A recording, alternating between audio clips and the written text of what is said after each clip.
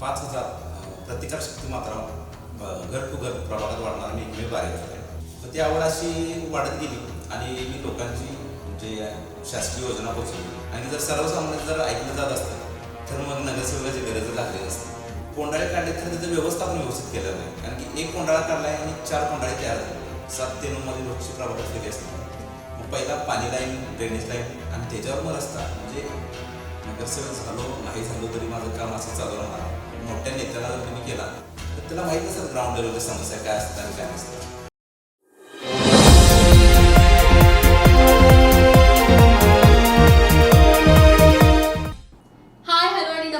मी प्रेरणा मोहिते आणि तुम्ही पाहताय तारा न्यूज.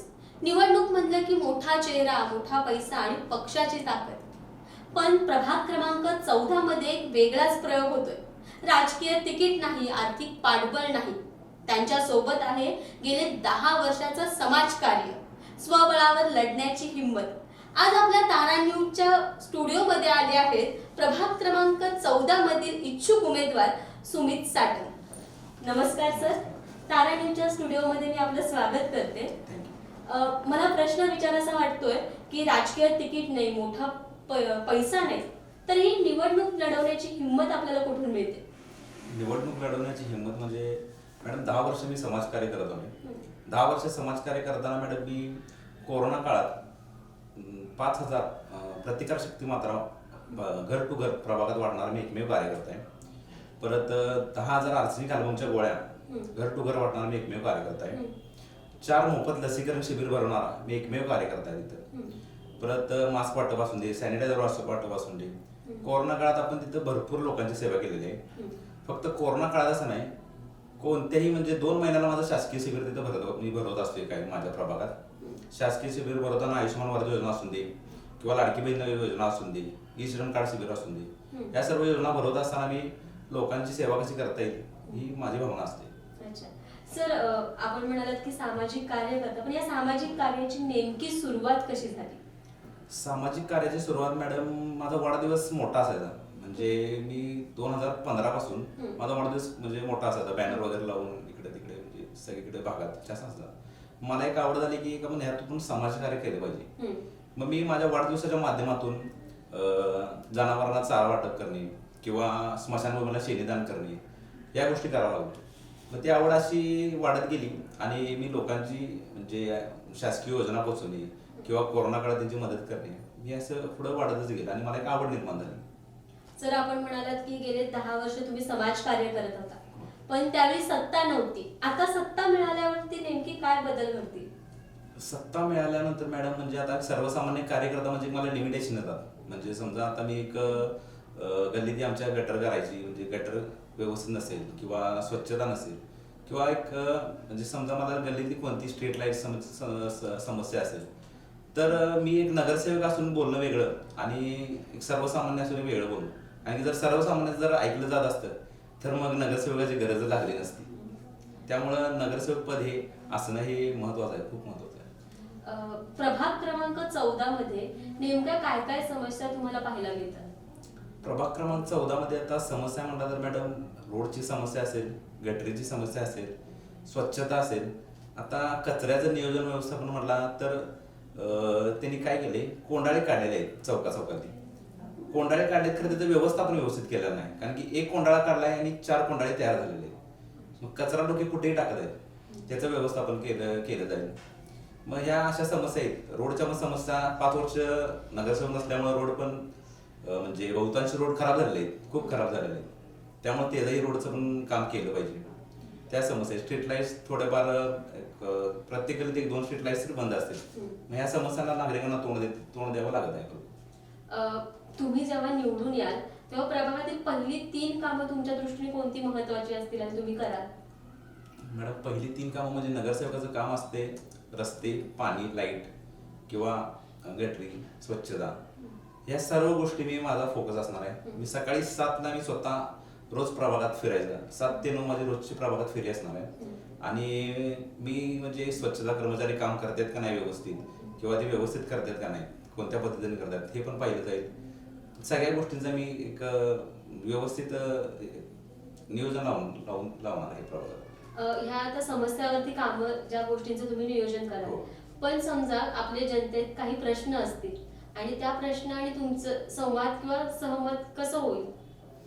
सहमत मॅडम आपण जनतेचे प्रश्न घेऊन त्याच्यावर काम करणार आहे. मी स्वतः वैयक्तिक माझा काही प्रश्न नसणार आहे. म्हणजे कोणत्या गल्लीतल्या लोकांना काही समस्या असतील त्याच्यावर काम असणार. त्यामुळं म्हणजे त्यांच्याकडूनच आपण जे येणार त्यावर आपण काम करणार आहे.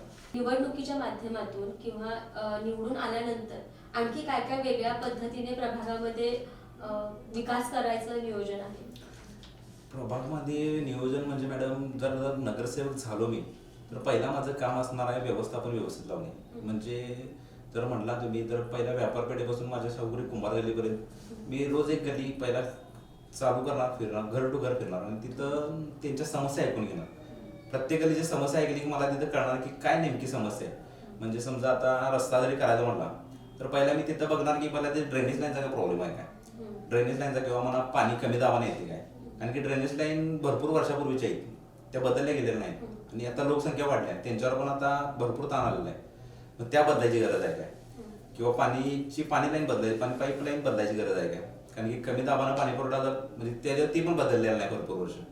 मग पहिला पाणी लाईन, ड्रेनेज लाईन आणि त्याच्यावर मग रस्ता. म्हणजे पूर्ण असं 10 म्हणजे रस्ता करताना अशा दर्जाचा करणार की 10 वर्ष म्हणजे टिकणारा रस्ता, असं माझं नियोजन असणार आहे. आणि ते पहिल्या गलीपासून ते शेवटच्या गलीपर्यंत असणार. प्रभागातील स्त्रिया म्हणा किंवा पुरुष किंवा ज्येष्ठांसाठी असे काय निर्णय किंवा योजना? मॅडम ज्येष्ठांसाठी आणि स्त्रियांसाठी म्हणला तर मी 10 वर्ष करतच आलेलो आहे. ज्येष्ठांसाठी म्हणला तर मी आयुष्यमान भारत योजना म्हणजे सरकारच्या कोणत्याही योजना आल्या तर मी श्रम कार्ड योजना या योजना मी राबवत आलेलो आहे. परत ज्येष्ठांसाठी म्हणला तर मी मोफत नेत्र तपासणी दरवर्षी भरवते.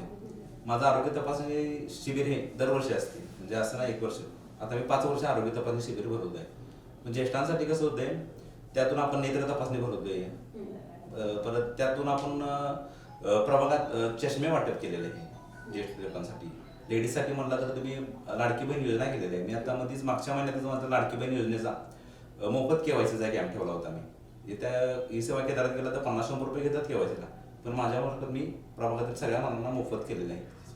आपण नगरसेवक झाल्यानंतर हे योजना लोकांपर्यंत पोहोचवण्याचं काम तसंच चालू ठेवणार की?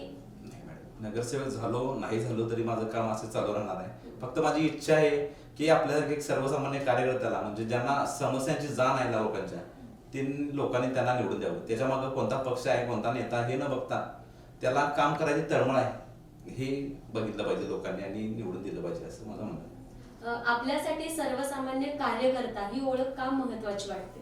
सर्वसामान्य कार्यकर्ता हाच सर्वसामान्यांची म्हणजे समस्यांची जाण समजू शकतो किंवा त्यांची अडचण समजू शकतो.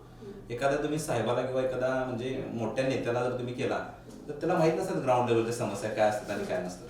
त्यामुळे माझ्यामध्ये सर्वसामान्य कार्यकर्ता हाच नगरसेवकासाठी योग्य उमेदवार आहे. तुम्ही म्हणता की प्रभाग क्रमांक 14 मधील जनतेने एकदा रिस्क घेऊन नवीन कार्यकर्त्याला निवडून येण्याची संधी द्यावी. असं का वाटतं की तुम्हालाच निवडून द्यावं किंवा संधी द्यावी?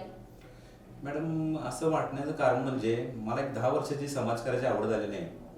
म्हणजे मी कोणत्याही शिबिरात नसून किंवा कोणत्याही योजनेत नसून मी लोकांपर्यंत पोहोचण्याचा प्रयत्न करतोय. त्यांची अडचण समजून घेण्याचा, त्यांच्या अडचणीत त्यांना मार्ग काढण्याचा प्रयत्न करतोय.